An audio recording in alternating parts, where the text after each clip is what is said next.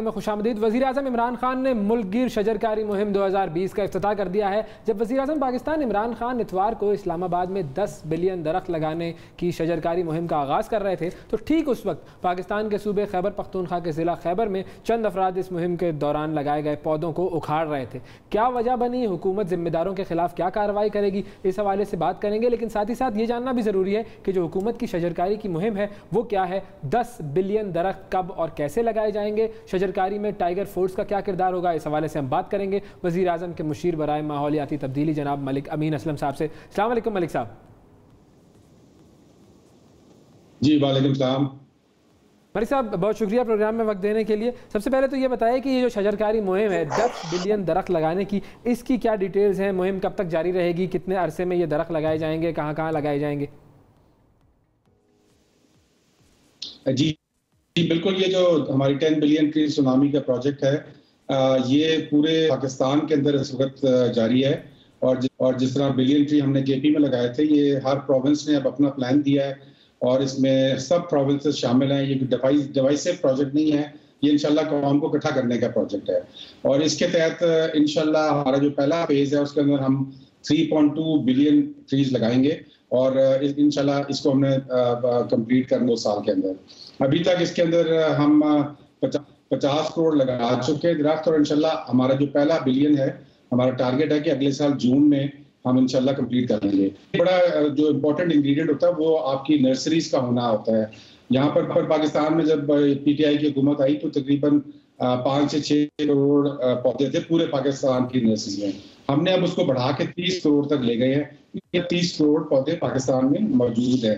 तो ये रीप्लांटिंग भी होगी, नए फॉरेस्ट भी लगेंगे और उसके साथ साथ जो हमारे अपने एग्जिस्टिंग फॉरेस्ट हैं उनके अंदर हम रीजनरेशन भी करेंगे। तो ये दोनों पिलर्स हैं इस प्रोजेक्ट के, जिसमें आप नेचुरल रीजनरेशन करते हैं, जब आप प्रोटेक्ट करते हैं फॉरेस्ट को, उसमें आप कम्युनिटीज को इन्वॉल्व करते हैं, उनको जॉब्स देते हैं। और दूसरा पिलर इसका ये है कि जब आप रीप्लांटिंग फ्रेश प्लांटिंग करते हैं, नए फॉरेस्ट लगाते हैं जहाँ पर पहले दरख्त नहीं थे और जो कल हमारी कैंपेन हुई है जिसमें 35 लाख दरख्त लगाए गए, ये सारी की सारी न्यू प्लांटेशन थी, ऐसी जगहों पे दरख्त लगे हैं जहाँ पे पहले दरख्त नहीं थे। तो मलिक साहब आप ये बता सकते हैं कोई ऐसे 3-4 नाम ऐसी जगहों के कि जो आने वाले वक्तों में हम उनको फॉरेस्ट कह सकेंगे, जिनमें इतने दरख्त लगाए गए हों कि इतनी सिग्निफिकेंस हो उनकी कि वो छोटे छोटे जंगल लगे हमें?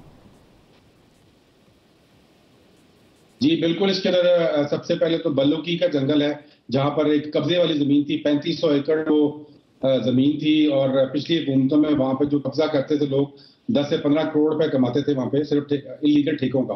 वो हमने उनसे जमीन वापस ली और ये लाहौर से तकरीबन 40 मिनट के फासले पे है। यहाँ पर पिछले साल हमने फॉरेस्ट लगाना शुरू किया था, 500 एकड़ लग चुका और इंशाल्लाह इस साल फिर 500 एकड़ और लगेगा और अगले साल 500 एकड़ और लगेगा। तो ये बहुत बड़ा फॉरेस्ट बन रहा है। इस पर मैंने ट्वीट भी की थी हमारे प्राइम मिनिस्टर इमरान खान साहब ने भी, जो 1 साल में इतना ज्यादा फर्क आ गया है। ग्रे एरिया जो था बिल्कुल इस वक्त ग्रीन हो गया वहां पे। एक तो वो है, उसी तरह कुंडिया जो पुराना एक फॉरेस्ट था मियाँ वाली में अंग्रेजों के जमाने का, वो बिल्कुल डिन्यूड हो गया था। उधर रीप्लांटेशन बहुत ज्यादा हो रही है और 1300 एकड़ वहां पर नया फॉरेस्ट लग रहा है। इसी तरह केपी में तो बहुत सारे ऐसी जगह हैं, डेरा इस्माइल खान में है, लकी मरवत में, पेशावर के बाद बिल्कुल करीब पेशावर के बहुत बड़ा फॉरेस्ट जो है वो वहां पे लगाया गया, वो ऑलरेडी वहां पे बढ़ चुका है क्योंकि वो बिलियन ट्री। जी इंशाल्लाह पूरे पाकिस्तान में जगह जगह पे आपको जंगलात नजर आएंगे और इसके साथ साथ अब हम अर्बन फॉरेस्ट्री के ऊपर भी कंसंट्रेट कर रहे हैं। अर्बन फॉरेस्ट्री भी बहुत इंपॉर्टेंट है पाकिस्तान के लिए, क्योंकि एक वर्ल्ड बैंक की रिसेंट रिपोर्ट आई है, कल भी मैंने जिक्र किया जो प्राइम मिनिस्टर साहब के साथ प्रोग्राम था उसके अंदर भी, जिसमें यह बताया गया है कि पाकिस्तान में 6 ऐसे डिस्ट्रिक्ट्स हैं कि अगर वहां पे हमने ये इकदाम नहीं किए तो 2050 तक वहां पर रहना मुश्किल हो जाएगा, वो अनलिवेबल हो जाएंगी गर्मी की वजह से। उसमें 3 सिंध में है और 3 पंजाब में है, जिसमें मुल्तान, फैसलाबाद, लाहौर पंजाब में है और सखर, मीरपुर खास जो है ये वहां पर हैदराबाद सिंध के अंदर है। सही। अच्छा ये भी बताइएगा कि ये जो एक वाक़या हुआ कल ज़िला खैबर में, वहाँ पर लोगों ने वो दरख्त उखाड़ दिए, जो पौधे लगाए गए थे वो उखाड़ दिए, अब उसकी दोबारा वीडियो भी आ रही है कि वहाँ पर दोबारा से ये पौधे लगाने का सिलसिला जो है वो शुरू कर दिया गया है। ये क्या मामला था, अगर हल हुआ है तो कैसे हल हुआ, क्या नोटिस लिया गया था इसका? जी बिल्कुल, ये कल वहां पर एक जगह पे इंसिडेंट हुआ, ये 35 सारा हो गया है, और जो जिन लोगों ने शैतानी की थी वहां पे उनके खिलाफ FIR भी होगी और वो पकड़े भी जा चुके हैं, और रीप्लांटेशन उस जगह पे कंप्लीट हो चुकी है। मैंने अभी सजा क्या मिलेगी? दरख्त उखाड़ने की कोई सजा है हमारे यहाँ पर? दरख्त उखाड़ने की सजा उनको मिल जाएगी इंशाल्लाह। जो भी मुझे एग्जैक्टली नहीं पता कि उनको क्या सजा मिलेगी, लेकिन जो भी सख्त से सख्त सजा होगी उनको मिलेगी, क्योंकि अगर उनका डिस्प्यूट भी था तो ये तरीका कार ठीक नहीं था। और बीच में ऑब्वियसली जब वो उन्होंने बेचारे दरख्तों का क्या कसूर था जो कि वहां पे लग गए थे। उनको चाहिए था कि गवर्नमेंट से राब्ता करते और गवर्नमेंट एग्री टू दैट। बिल्कुल सही, बहुत शुक्रिया अदा करेंगे। मलिक अमीन असलम साहब हमारे साथ मौजूद थे। बल्कि ये इनको इस बारे में सोचना चाहिए कि दरख्त उखाड़ने की कोई सज़ा होनी चाहिए बिल्कुल, ऐसा करे क्योंकि दरख्त लगाने की हदीस में हमें, हदीस मुबारक में हमें एविडेंस मिलता है कि दरख्त लगाना एक बहुत नेक अमल है। तो इसके खिलाफ भी जो जाता है, इस तरह से मतलब पूरी दुनिया को ये मैसेज जा रहा है कि भाई किस किस्म के लोग पता नहीं इस मुल्क में रहते हैं जो दरख्तों को नहीं छोड़ रहे। एनीवे, तो इस पर सजा जरूर बनती है। अब जरा बात करते हैं थिएटर की और सिनेमा की, और फिर सिनेमाज की। बिल्कुल, हुकूमत ने थिएटर्स और सिनेमा हॉल्स खोलने की इजाजत तो दे दी है। थिएटर्स और सिनेमा हॉल्स के लिए SOPs पर अमल दरामद के लिए नोटिफिकेशन भी जारी कर दिया गया है। अब जिसमें बार बार जेर इस्तेमाल जो कुर्सियां हैं, मेज़ें हैं, डोर हैंडल्स वहां पर होंगे, दीगर अशिया जो इस्तेमाल होते हैं और जो लोग छूते हैं उनसे गुरेज करने की हिदायत की गई है। जबकि हिदायत के मुताबिक सिनेमा में मास्क पहने बगैर अफराद का दाखिला सख्ती से बंद किया जाएगा। पाबंदी होगी, जो लोग मास्क नहीं पहनेंगे उनको अंदर दाखिल नहीं किया जाएगा। अच्छा, फिर अहम सवाल ये है यहाँ पर कि सिनेमाज तो खुल जाएंगे, लेकिन सिनेमाज खुलने के बाद उनमें दिखाया क्या जाएगा? क्योंकि कोरोना वबा के तहत हमारी तो फिल्म इंडस्ट्री और जितने भी प्रोडक्शन हाउसेस थे वो सभी बंद थे। तो अब क्या कोई फिल्में बनाई गई हैं इस दौरान? इस सूरत हाल से सिनेमा का जो रेवेन्यू है वो किस तरह जनरेट हो पाएगा? बात करेंगे। डायरेक्टर और सीनियर अदाकार हमारे साथ मौजूद हैं जावेद शेख साहब। अस्सलाम वालेकुम जावेद साहब।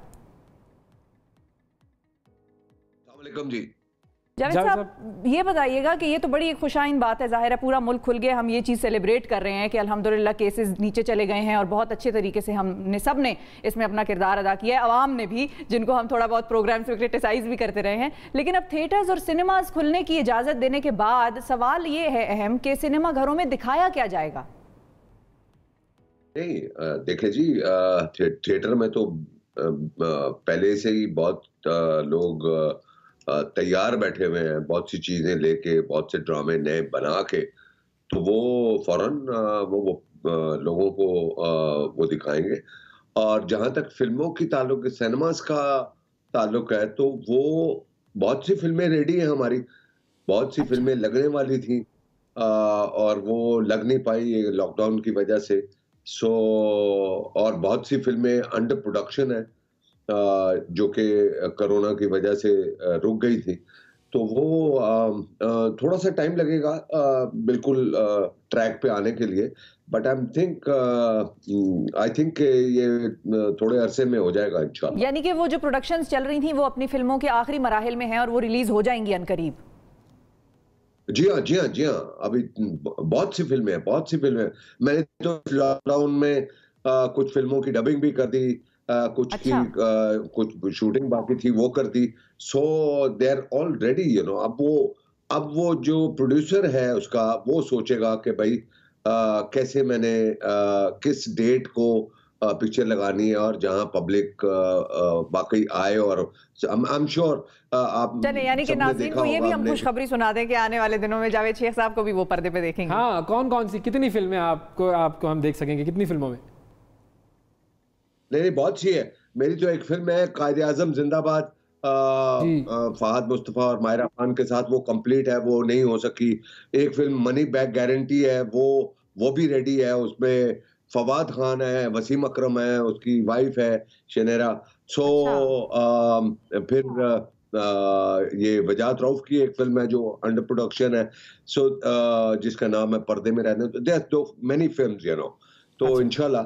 अच्छा सर, ये भी बताइएगा कि ये जो सिनेमास के लिए SOPs हुकूमत की तरफ से दिए गए हैं, ज़ाहिर है SOPs पर हम सबको अमल करना चाहिए और उसी के तहत ये तमाम चीज़ें खुलनी चाहिए, लेकिन आपको क्या लगता है प्रैक्टिकल सिनेरियो की अगर हम बात करें, क्या इन पर अमल दरामद हो सकेगा?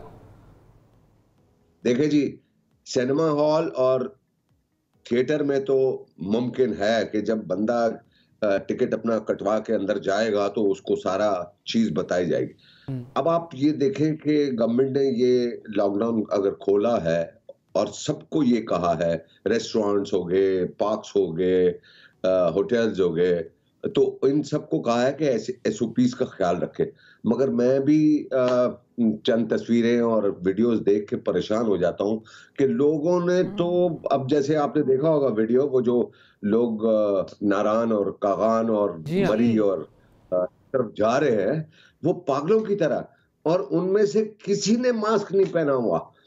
हैरत की बात यह है, वो ये सेलिब्रेट करने जा रहे हैं कि कोरोना खत्म हो गया है, और उनको पता नहीं है कि जब वापस आएंगे कागान नारान से तो उसमें से कितने आदमी। इसी बात पे आप भी एक मैसेज दे दें आवाम को, जो आपके मदाएं कम से कम उनको तो आपकी बात समझ में आ ही जाएगी कि कोरोना खत्म नहीं हुआ, इस हवाले से जरा लोगों को पैगाम दे दीजिए। बिल्कुल बिल्कुल। सबसे पहले तो अभी जो आप डिस्कस कर रहे थे, जो प्लांट्स जो लोगों ने खैबर पख्तूनख्वा में उखाड़े हैं जी, देखिए जब दरख्त काटने की सजा हो सकती है तो दरख्त को उखाड़ कर फेंकने की, जो नए पौधे लगाए हों उसकी भी उससे डबल सजा होनी चाहिए मेरे हिसाब से, पहली बात। और ये बहुत बुरी बात थी, और ये मेरे ख्याल है शायद पॉलिटिकली मोटिवेटेड होगा ये वाकया, और जहां फिर लोगों ने माफी मांगी और अल्हम्दुलिल्लाह वो ठीक हो गया।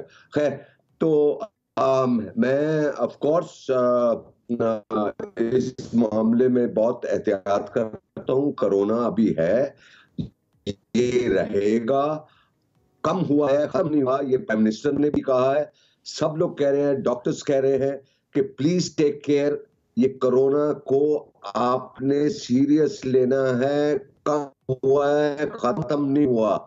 इसी तरह यूरोप अमेरिका में लॉकडाउन हुआ था तो लोग इसी तरह बीचेस पे निकले थे और इधर उधर गए थे, और पता लगा जी वो कोरोना फैल गया और वो उन्हें दोबारा लॉकडाउन करना पड़ा हुआ है। तो खुदारा इसको सीरियस ले। अगर गवर्नमेंट ने थोड़ी सी रिस्ट्रिक्शन हटाई है तो इसका ये मतलब नहीं है कि कोरोना खत्म हो गया है। ये ना हो कि दोबारा हुकूमत को सख्ती करनी पड़े कि भाई वो अगर आप लोग लॉकडाउन की तरफ ना चले जाएं। अच्छा, ये भी एक और मामला है कि जो हमारे जो सिनेमा घरों के ओनर्स हैं उनकी तरफ से ये बात सामने आ रही है कि प्रैक्टिकली हमारे लिए ये पॉसिबल नहीं है कि हम इन SOPs पर अमल करवाएं। मिसाल के तौर पे कि कम लोगों को आप अंदर आने दें, 40% या 50% लोग आप कैपेसिटी भरें। अब हम देखते हैं कि एयरलाइंस में भी इस वक्त यही हो रहा है कि जो मिडिल सीट है वो खाली होती है, विंडो सीट और आयल सीट पर ही लोग बैठे हुए होते हैं। तो जब तक हम एहतियाती तदाबीर पर अमल नहीं करेंगे उस वक्त तक तो मसाइल रहेंगे। तो सिनेमा ओनर्स का जो किरदार है वो क्यों अपना किरदार सही तरीके से निभाने के लिए राजी नहीं है? नहीं, वो अपनी जगह उनका सही है। बहुत नुकसान हुआ है पिछले 4 महीनों में सिनेमा ओनर्स का, ये बात तो तय है। बट मेरा ख्याल है कि अगर सिनेमा ऑनर्स अगर वो एक सीट छोड़ के एक वाली पॉलिसी को मिसाल के तौर पे अगर वो नहीं करते और सब साथ ही बैठते हैं, तो मगर ये इंश्योर करें कि हर बंदे ने मास्क लगाया हो, तो कम से कम कुछ बचत की जा सकती है। तो अगर एक हॉल है उसकी कैपेसिटी अगर 400 है और 300 है तो या 120 है, 200 है, सबको गेट पे मास्क दे के उनको अंदर भेजना चाहिए, और उनके सिक्योरिटी स्टाफ को उनको देखना चाहिए कि हर बंदे ने जो सिनेमा पे आया है, फिल्म देख रहा है, वो सब ने मास्क पहने हुए। तो आई थिंक इस हिसाब से बेहतर होगा। मास्क पहनना तो जरूरी है ना। हाँ, और सैनिटाइजर अवेलेबल हो। हाँ। एक सैनिटाइजर आप एंट्रेंस पे रख दें ताकि जो आ रहा है वो अपना हाथ सैनिटाइज करके आए। ड्राइव इन सिनेमास का भी कॉन्सेप्ट जो है वो दोबारा शुरू हो जाएगा। बहुत शुक्रिया अदा करेंगे हम जावेद शेख साहब, आपका वक्त दिया आपने, और हमें उम्मीद ये है कि सिनेमास खुलेंगे और पूरे SOPs के साथ लोग वहाँ पर जाएंगे।